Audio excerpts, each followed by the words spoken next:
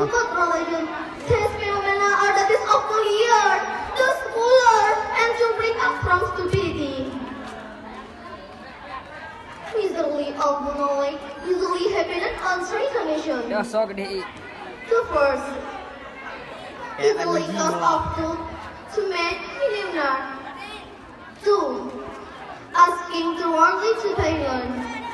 Three, cause of the knowledge to spy me to parents. Ladies and gentlemen, because it's reasonable to avoid stupidity. Allah Rasulullah sallallahu alaihi wasallam said, "Man dalla ala khairi fallahu mithlin ajrin fa'iluhu."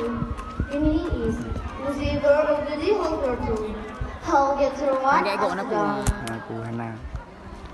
Ladies and gentlemen, because it's reasonable to obligation against stupidity, Islam commits to read, to learn, and to seek knowledge.